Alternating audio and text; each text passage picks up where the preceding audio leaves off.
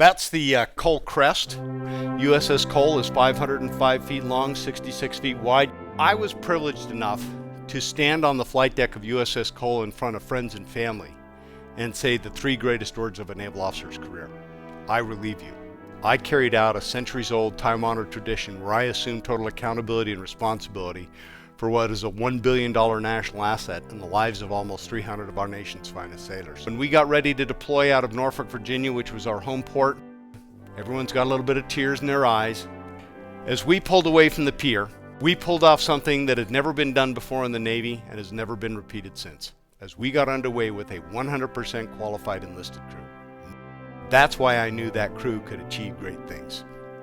Doing that, though, proved benefit for us 2 months later when almost 20% of the crew is killed and injured in the attack.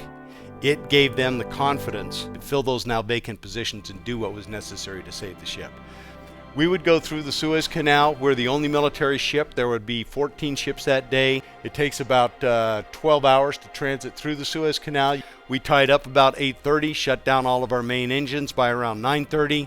We've secured everything. We left everything in place because we knew we'd be getting underway that afternoon. I was sitting there doing routine paperwork when at 11:18 in the morning, there was a thunderous explosion.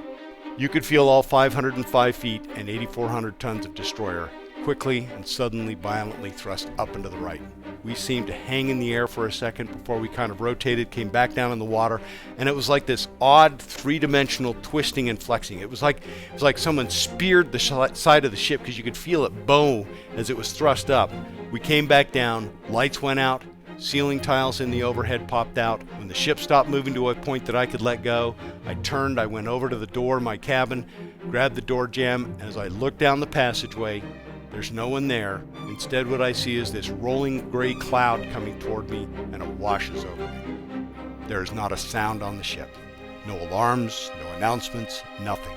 We estimate that Al-Qaeda was in this port for anywhere from 18 to 24 months before we ever pulled in.